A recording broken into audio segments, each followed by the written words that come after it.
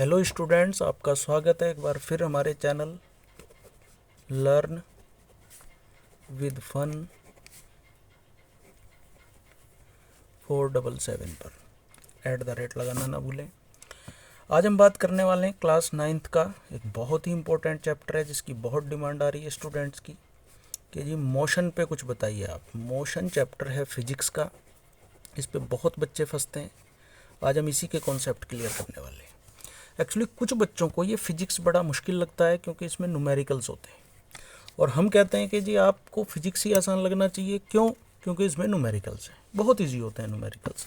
लेकिन सबसे पहले हम इस टॉपिक को डिस्कस करेंगे, मोशन को। मोशन क्या होता है? एक्चुअली मोशन है किसी भी तरह का एक मूवमेंट। जैसे वक्त के साथ आप, एक ऑब्जेक्ट है, वक्त के साथ उसकी पोजीशन चेंज हो रही है। अगर ये यहाँ पर 0 सेकंड पे यहाँ पर है और 1 सेकंड पे ये 5 मीटर दूर पहुँच गया, तो हम कहेंगे ये ऑब्जेक्ट मोशन में है। वहीं 2 सेकंड बाद ये 10 मीटर पे पहुँच गया तो ये मोशन में है। हालांकि ये मोशन वेरिएबल हो सकता है, 12 मीटर पे हो सकता है, ये कम ज़्यादा हो सकता है। हर स्थिति में ये मोशन में है। जैसे एक फ़ैन है, वो रोटेट कर रहा है, फिर ये रोटेट कर रहा है, तो टाइम के साथ इसकी जो पोजीशन है वो चेंज होती जा रही है।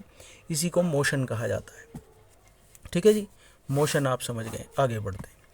लेकिन मोशन भी दो तरह के होते हैं, जहाँ आगे हम डिस्कस करेंगे इसे, uniform motion and non uniform motion.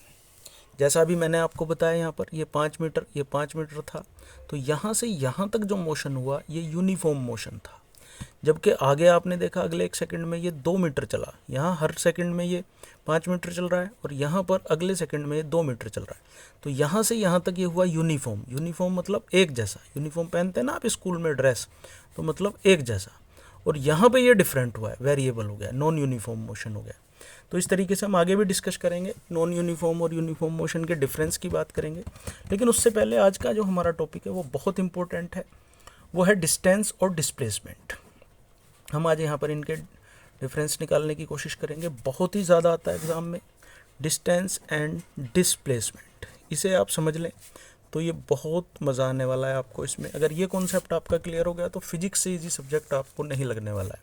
Distance, displacement. ठीक है जी। देखिए, मान लो एक ऑब्जेक्ट यहाँ से चलता है, ये उसकी पोजीशन है 0 सेकंड पे।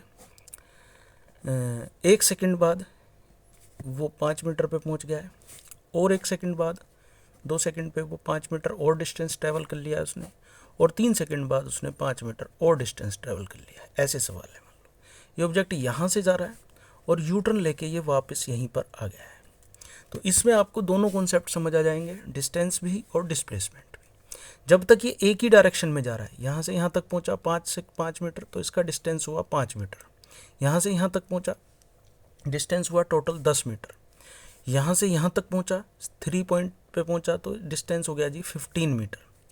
डिस्प्लेसमेंट की बात करें तो जब तक उसकी डायरेक्शन चेंज नहीं हो रही है तब तक उसका डिस्प्लेसमेंट भी सेम है, डिस्टेंस जितना। लेकिन जैसे ही उसने यू टर्न लिया, यू टर्न लेते ही आप देखेंगे कि उसका डिस्प्लेसमेंट कम होना शुरू हो गया। Shortest path of land is of shortest length of path is called displacement. यहाँ से यहाँ पर पहुँच गया वापस आके, तो टोटल डिस्टेंस हुआ 5 + 5 + 5 और वापस 5, 20 मीटर उसका डिस्टेंस हुआ। लेकिन डिस्प्लेसमेंट की बात करें तो यहाँ से यहाँ तक 10 मीटर है। वो अपनी इनिशियल पोजीशन से फाइनल पोजीशन पे 10 मीटर दूर है। अभी वो यहाँ पे आ गया, मान लो इस पे वापस घूम के, तो 5, 5, 10, 15, 20 और 5 मीटर, 25 मीटर उसका टोटल डिस्टेंस हो गया। लेकिन डिस्प्लेसमेंट की बात करें तो वो लगातार कम होता जा रहा है, और यहाँ पर ये 5 मीटर रह गया इनिशियल पोजीशन से फाइनल पोजीशन। अब सपोज करो वो वापस घूम के इसी पॉइंट पर आ गया जहाँ से वो चला था, तब क्या होगा? डिस्टेंस हो गया है उसका 5, 5, 10, 15, 20, 25 और 5 मीटर, 30 मीटर टोटल हो गया। लेकिन अगर डिस्प्लेसमेंट की बात करें तो वो हो गया 0। बस यही डिफरेंस है। जैसे ही डायरेक्शन चेंज होती है, डिस्प्लेसमेंट चेंज होना शुरू हो जाता है। ठीक है जी। और थोड़ा सा डिस्टेंस को डिस्कस करेंगे। डिस्टेंस की डेफिनेशन सेट करते हैं। Total length of path covered by an object is called distance. ठीक है जी, डिस्टेंस की डेफिनेशन हो गई अपनी। टोटल लेंथ ऑफ पाथ, कितना रास्ता उसने टोटल ट्रेवल करा, इसी को डिस्टेंस कहते हैं। डिस्प्लेसमेंट की डेफिनेशन ड्राइव करते हैं। Shortest length of path covered by an object is called displacement। ठीक है जी, डिस्प्लेसमेंट की ये डेफिनेशन होगी। बस कुछ नहीं करना आपको, टोटल की जगह शॉर्टेस्ट लिखना है बस, बाकी सब सेम ही है। Total length of path covered by an object is called distance, यहाँ देख लीजिए आप। और शॉर्टेस्ट लेंथ ऑफ पाथ, हमने डेफिनेशन इस तरह से ड्राइव करी है ताकि एक ही वर्ड का चेंज आपको देखने को मिले, ज़्यादा कन्फ्यूज़न इसमें ना हो आपको। सेकंड डिस्टेंस की बात करेंगे तो डिस्टेंस जो है वो एक स्केलर क्वांटिटी होती है। फिजिक्स में दो तरह की क्वांटिटीज़ होती हैं, ये स्केलर है और ये वेक्टर है, वेक्टर क्वांटिटी है जी। अब स्केलर और वेक्टर क्वांटिटी क्या है, ये दोनों नए वर्ड हैं आप लोगों के लिए। स्केलर क्वांटिटी होती है जिसमें सिर्फ मैग्नीट्यूड होता है, मैग्नीट्यूड होता है, इसमें डायरेक्शन की आवश्यकता नहीं होती। जबकि वेक्टर क्वांटिटी में मैग्नीट्यूड के साथ आपको डायरेक्शन भी देनी ज़रूरी होती है। अगर आप डायरेक्शन नहीं देंगे तो वो अधूरी जानकारी मानी जाएगी। मतलब मैग्नीट्यूड के साथ आपको डायरेक्शन बता रहे हो, पूछ रही है, बताई जा रही है, तो इसका मतलब है वो एक वेक्टर क्वांटिटी होगी। फिजिक्स में बहुत सारी क्वांटिटी हैं जो वेक्टर होंगी, अभी हम आगे डिस्कस करते रहेंगे स्केलर और वेक्टर क्वांटिटीज़ को।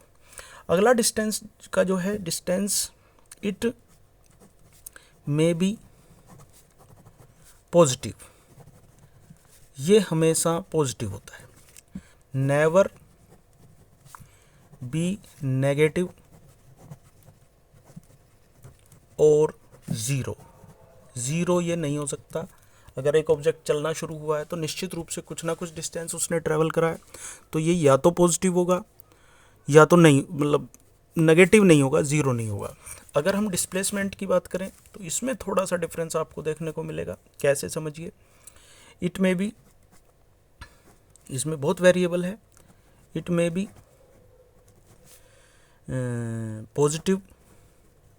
पॉजिटिव तो होगा ही, वही पॉइंट हम उठा रहे हैं।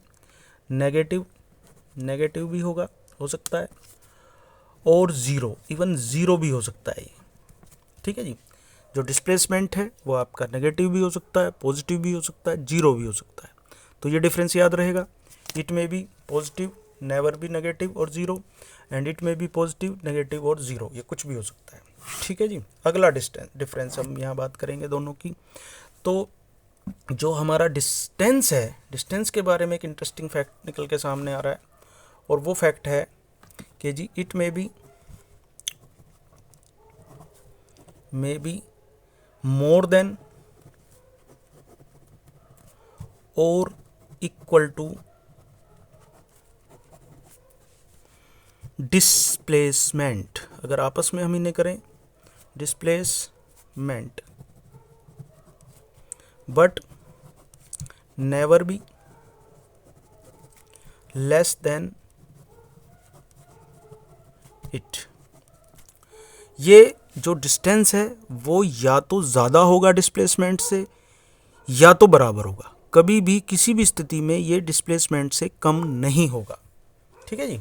इधर बात करेंगे अब हम, जो हमारा डिस्प्लेसमेंट है, इट में भी बिल्कुल उल्टा, अब मोर देन की जगह लेस कर दीजिए, मे बी लेस देन और इक्वल टू